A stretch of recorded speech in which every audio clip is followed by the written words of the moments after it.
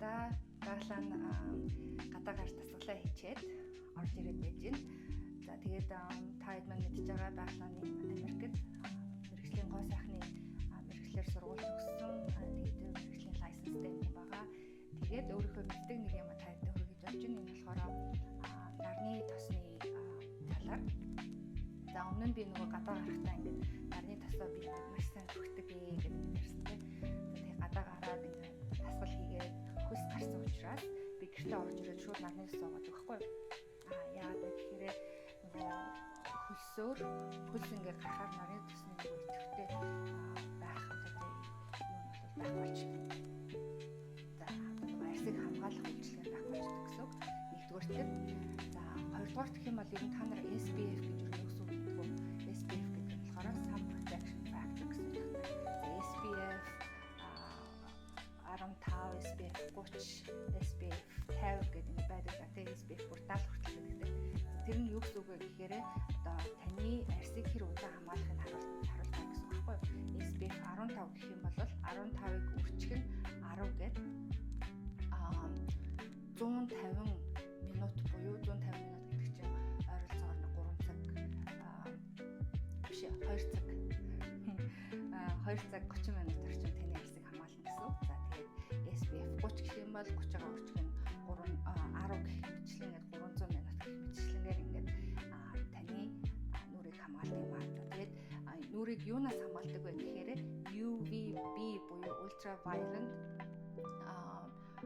burning гэж одоо сургууль бид нар сурсан тэр нь өсөө ихээр таны одоо арсны нэг өнгөн давхаргыг одоо түлж гэмтэх боломжтой ийм нарны туянаас одоо SPF хамгаалдаг юм аа. За тэгээд энэ одоо нарны туяа хизээ хамгийн их одоо тэ юутай байдаг вэ гэхээр идэвхтэй одоо байдаг вэ гэхээр өдрийн 12 цагаас оройн 16 цаг хүртэл одоо энэ нарны туяа бол одоо хамгийн их одоо хүчтэй байдаг. За ийм хүчтэй байгаа үед нь бид нарны тосыг заавал түрхэж хамгаалнаа.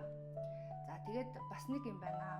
Одоо нарны туяаны UVA гэдэг нэртэй одоо туяагаа энэ болохоор ultraviolet aging одоо туяа гэж нэрлэдэг. За тэгээд энэ туяа нь болохоор UVB-гээс ялгаатай нь болохоор бүр арсны гүнд нь ингэж нэвтэрч орох чадвартай юм туяа байхгүй юу? Тэгээд энэ туяа болохоор бидний одоо хөгшрөх одоо гол үндэс болтгоо. Бидний арс ингээд нарнаас одоо гэмтэл авснараа нарны туяанаас гэмтэл авснараа ингээд маш хурдан хөгшөрдөг. Тэгээд коллаген алддаг ингээд унжилт үүсдэг ийм олон асуудлууд байдаг. Тэгэхээр би та хэдтэй ямар нарны тос авал зүгээр вэ гэхээр нөгөө broad spectrum гэж бичсэн байгаа. За тэр нь бол нөгөө өргөн хүрээнд ингээд хамгаалдаг. Өргөн хамгаалдаг UVA болон UVB туяануудаас хамгаалдаг ийм нарны тосыг хэлдэг юм аа. За тэгэхээр нарны тосоо сонгохдоо иймэрхүү тоснуудыг сонгох нь байна. За тэгээд одоо бас нэг юм хэлье. За нарны тосоо яаж цэвэрлэх вэ гэж. За нарны тос ингээд бид нарнаас хамгаалаад ингээд нүүрэндээ түрхэж чинь тийм үү. За орой болонготой бид шууд ингээд нөгөө нэг cleansing gel-ээр ингээд нүрээ угаачдаг. За тэгээд нарны тос маань бүр арсны чинь гүн рүү одоо нөгөө нөхрөө ингээд орчихсон байгаа учраас бүрэн арилдаггүй юм аа. За бүрэн арилахгүй байгаа нарны тос яг эсрэгээр нөгөө reverse одоо үйлчлэгээ нөлөө үзүүлэн тэр нь болохоор арсыг чинь улам гэмтэх, арсанд чинь илүү хортой болоод хувирчихсан байгаа. Яагаад гэвэл нөгөө өдрийн цагт энэ арсыг чинь юунаас нарны тэр нөгөө туяануудыг өөртөө шингээгээд ингээд хамгаалчихсан байсан шүү дээ. Тэгээ орой болонгууд тэр чинь ингээд арсанд чинь хор болж хувирдаг. За тэгээ тэрийгээ бүгдөө яаж гаргах хэрэгтэй вэ гэхээр хүний арс чинь ерөөсөө ингээд одоо ингээд арсаа ингээд сайн ингээд жижиг юу микроскопоор харах юм бол юм нүхнүүд байгаа шүү дээ. Тэгэхээр энэ юугаа арсыг яаж цэвэрлэх вэ гэхээр бүгдөө заавал cleansing oil гэдэг юм хэрэглэнэ. Cleansing oil за зарим үед болохоор milk cleanser гэдэг байдаг шүү дээ. За энэ нь яа гэм бэ гэхээр нөгөө арсны нүхийг цэвэрлэхэд тусалдаг нүхэнд байгаа энэ одоо нарны тосны үлдэгдэл, нүүрний будагны үлдэгдэл ч гэдэг юм дээ.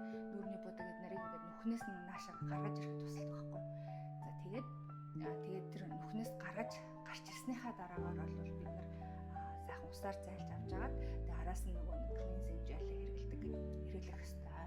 За тэгэхээр ингэж нүрээ бүгдөө сайхан хамгийн түрүүнд зүгээр хамгаалт сурах хэрэгтэй. За бас цэвэрлж сурах хэрэгтэй. Гэсэн тохиолдолд бас өвгөө цэвэрхэн арьстай байхтай ингээд бас удаан өгшөрөхгүй байх боломж байгаа шүү. Ингээд энэ зөвлөгөө бол ганцхан эмэгтэй хүмүүс биш, эрэгтэй гэдэг бүх хүмүүс зориулсан зөвлөгөө. Эрэгтэй хүмүүс бол тэр тусмаа нүрээ цэвэрлэдэггүй. За тэгээд дасгал хийсний дараагаар заавал нөгөө хөлсөө арилгаж нөгөө усанд орох хэрэгтэй. Миний хувьд гадаа дасгал хийгээд гадаа алхаж уржиж очиж нарны тос байгаа. Тэгээд энэ нарны тосыг заавал эхлээд шүршүүрт орохоос өмнө нүрээ сайхан цэвэрлчихэд би дараа нь ингээд шүршүүрт ордог. Таад мань бас энийг хөвшээрэй гэж хэлгэсэн. Ингээд баглагийн ээлжит зөвлөгөө өгөр өндөрлж байна.